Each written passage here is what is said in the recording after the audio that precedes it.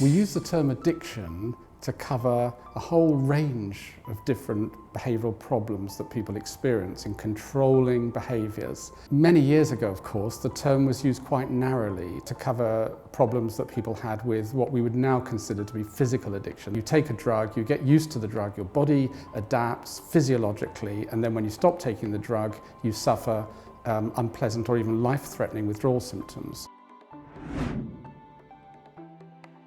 We no longer use the term in that way for a very good reason, and that is we've come to understand that there's actually a wide range of different kinds of behaviours which fall into this broad category that we want to call addiction, because the real problem is not the withdrawal symptoms per se, but it's what happens to the person's free will, if you like, what happens to the choices that they make, the behaviours that they engage in. We now recognise that addiction covers things that don't even involve drugs. Gambling, for example, some forms of internet use, and even issues such as eating disorders or obesity. So there is this general term that we're now using to describe a behavioural problem in which there's a powerful motivation to engage in a behaviour which has been learnt through experience and which is causing harm. The way that society treats them affects the problems that the users experience. So, for example, when you have something like alcohol dependence or addiction to cigarettes, both of which comprise behaviours which are essentially legal, then you've got a different set of problems than if you're trying to deal with problems associated with illicit drug use. The fundamental differences arise from the social context, the pharmacology of the drug, if there is a drug involved, and the psychological reactions to the drug and the social context in which it occurs.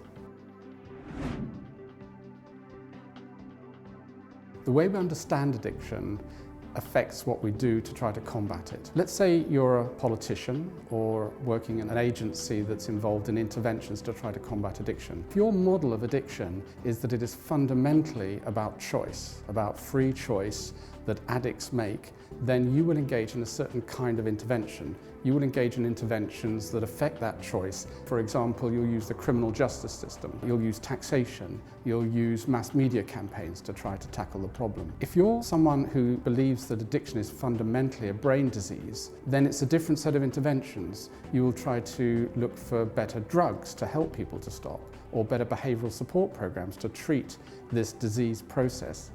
So it makes a very big difference how you view the problem.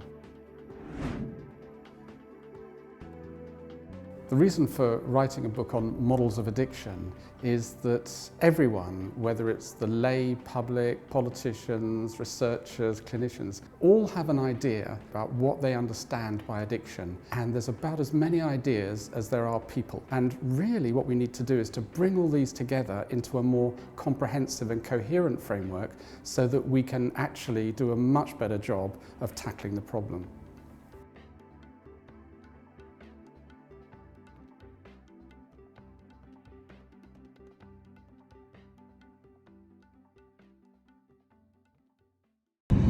How do you break your addiction? Whether it's to alcohol, or whether it's to coffee, or whether it's to the love of your life, some guy or girl you're trying to just get away from. How do you break addictions? I'm here with Tai Lopez. How you doing, Tai? Good, how are you? And we're just driving in his Ferrari Spider, 45.8 Spider, there it is there, down to Anaheim on the, what freeway are we on? The 91. The 91, there you go. This guy recognizes you. Look, he's he's like, hang on, let's get it. Wind the window down. Wind the window down. There you go. So I think they recognized me actually, Tai. It wasn't you. It was just the car. So how do you break addictions, Tai? Well, okay, I think the thing about addictions, most of the addictions that exist, let's take alcohol. I was talking to a scientist who told me that people who get addicted to alcohol, there's an evolutionary reason for it. It's people we developed instincts many thousands of years ago to be able to detect very sugary ripe fruits. So there, a long time ago, if you were good at tasting, sensing, and kind of liking these fruits that were overripe, you had an advantage. Now in the modern world, if you like overripe fruit, which is basically what alcohol is, wine, and even in some ways what beer is, there's nothing wrong with you. But we live in a world. By the way, we take the 91, right? But not this one. Yeah, because this is a 605. Yeah, we don't. Yeah, we're gonna stay on the 91. Yeah. So in the modern world, the problem is you and I still have our ancestors' ability to detect fruit and ripe fruit, but now there's liquor stores everywhere that are trying to sell you alcohol and you get too much. So the first thing I think for addiction is to realize almost all addictions in moderation, there would be nothing wrong with them. But in the modern world, there's too much. It's like sugar. Sugar is good for you, but now every time you pump gas at a gas station, there's 50 million candy bars sitting there waiting for you. Right. So you gotta not freak out. I think people beat themselves up and go, was I born with this horrible curse? It's not a curse or anything like that. It's just a shifting world, and we still have an old school brain. So that's number one, because I think if you start hating yourself and beating yourself up too much, then you'll paralyze yourself, and you actually do more harm than if you go, okay, I get why you have this. I always find for myself, understanding helps me change. When I don't understand stuff, then can't get the motivation. Police reported ahead. So then number two, once you have the knowledge that it's somewhat normal, then number two, you realize the only thing that will break addictions is either a lot of pain, focusing on a lot of pain, or focusing on a lot of reward. So I kind of like how Tony Robbins approaches it, where he goes, write down a list of everything that is horrible that happened because of your addiction, let's say alcohol, and then dwell on it for a while. Now, I will tell you, the one thing that I find is that sometimes that's not enough. It won't work. Like, sometimes, let's say you've hurt people in your family, your kids, some people are built to not really care. Like, they do care, obviously you care, but you don't care enough to make a change. So that leaves you to you can go, what's the reward for my life if I can break this addiction, not drink alcohol, not do drugs or whatever. And some people will react well to that. Like, for the most part, you're not going to do big things in life if you're going to lose your, for example, financial security for the most part. There's not many people with addictions that are doing amazing things. So if a reward for you is to make $1 million and do this and that, you can use that as motivation. You got to know how to motivate yourself, I guess is what I'm saying. Right. And so those are two. And for some people, even those two don't work. Some people, you got to, whatever it takes to motivate yourself. Like, some people motivate themselves by going, I'll just never go to a bar again in my life. And some people have to do that. Like Alcoholics Anonymous, sometimes like, look, once you're had this alcoholic issue, just don't ever go, like, because you won't be able to motivate yourself in any other way. So you got to know your motivate. It took me, I found out with myself, I wish someone had told me a long time ago, this is just my particular personality. Not everybody has this. Maybe 10% of people will be like this, like me. I primarily motivate myself by logic. So, like, if I read a book that presents a good case, like, this is why you change, then I'll change. If what doesn't work on me is as much the emotional stuff. So in the Myers-Briggs test, I'm a ENTP. So I'm a T, which is a thinker. And thinkers generally are motivated by logic. So, but a lot of people, like James, I think you're an F. So Fs are usually... I am an F. You're an F, right? Yeah. Fs are usually motivated by, they want to feel a certain way, so they need to go to a conference or be around people that give them a feeling. I don't need that. So you got to know yourself. I find most people, if ever, it'll take them 50 years to figure out how to motivate themselves. Then it's too late. You're already too old to care. Right. So I took a 30-day break from alcohol back in 2010, and I just kept going. So I'm about 5.5 years as we're recording this this video, for me it was the pros or the benefits that I got from not drinking far outweighed any immediate pleasure that I got from drinking. Right. And since then I lost about 13 pounds of fat, I made more money, and my friends, my romantic relationships have been a lot better, and everything's just been better since I quit the alcohol. And it all started from just taking a 30-day break.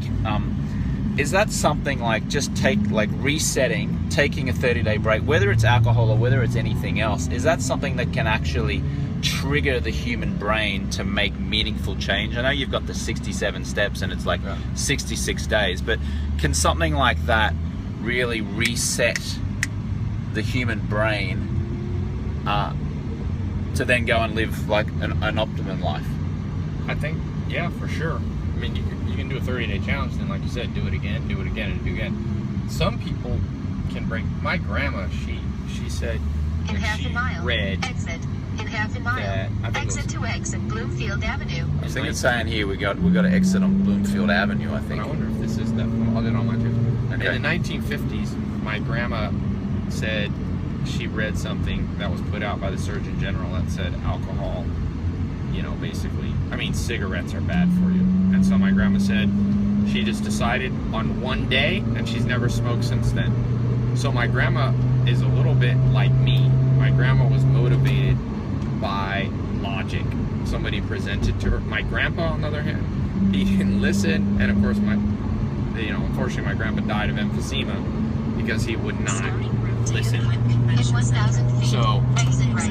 yeah, we are Then going to camera have, we're going to have lots of We've got Waze and Google Maps going off at 100 miles an hour here. So my grandma knew. Now she knows it's pretty simple for my grandma to fix herself. My grandma just needs a case presented to Exit her. right to exit Somebody Bloomfield should have Avenue. been. I wish somebody would have known how to motivate my grandpa. Like maybe my grandpa needed, I don't know, to be yelled at or something. Are you actually going to take Bloomfield? Or are you just going to stick on here? I'll stay. I reckon just stay. I think we'll just stay on it, yeah. In So 900 feet, turn right on Bloomfield Avenue, then turn left. Yeah, I think we just stick on this, yeah. then can you change in 30 days? Yeah, some people like my grandma change it one day.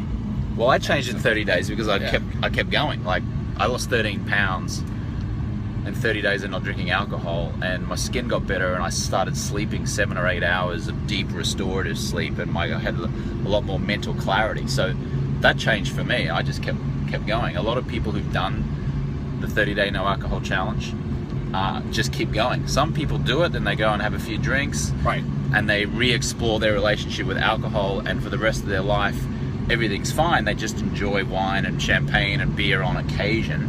Other people come back and they say, you know what, I want to do it again because I got hungover once. Exit right to exit 19C Shoemaker Avenue. Well, I think the way I would approach that is do 30 days, and then that gets you close. The main thing that a 30-day thing does is it lets you know yourself. Knowing yourself is, that's the oldest. Oh, this said Shoemaker. Yeah. All right, we're gonna take this route. We're experimenting. So the experimentation mentality is almost always the winning one. So if you do 30 days and you're like James, In 900 feet, turn at the end left of the on 30 Park Plaza days, you Drive, go, then turn left.